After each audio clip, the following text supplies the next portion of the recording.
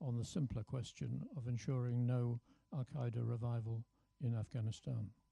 We've gathered together a large proportion of the London-based IISS membership here and experts on Afghanistan and Pakistan. And the Afghan army and police are not yet ready to take on the Taliban purely by themselves. That is why the international coalition must maintain its military presence. I believe that most people in Britain accept this, but I know that they are concerned about how long international forces, and British forces in particular, will have to stay. And they ask what success in Afghanistan would look like.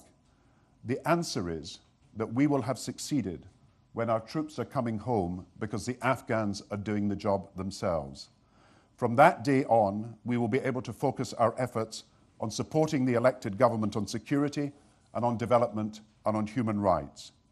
The right strategy is one that completes this job, which is to enable the Afghans to take over from international forces and to continue the essential work of denying the territory of Afghanistan as a base for terrorists.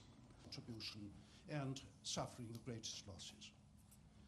We knew that as we removed the Taliban from power and drove Al-Qaeda from Afghanistan, so Al-Qaeda would relocate, and they did so, on the remote mountains of Pakistan. A new crucible of terrorism has therefore emerged.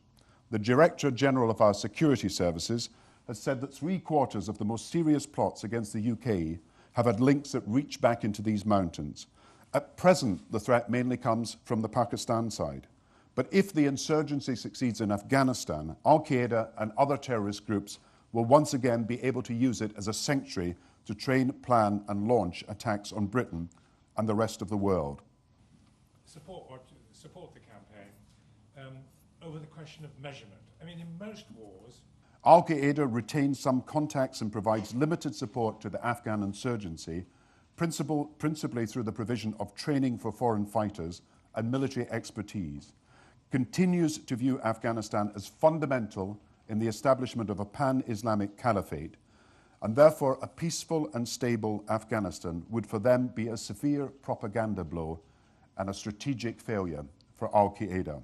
The alliance and what our allies are doing. Today has seen another serious incident in the northern provinces, where Taliban hijackers had to be intercepted. In Helmand, in the last 4 months, over 50 British servicemen have been killed. 64 have been seriously injured. These are not just statistics. Each one is the loss of a professional, dedicated and brave serviceman. And in each case, there is the grief of a family whose lives will never be the same again.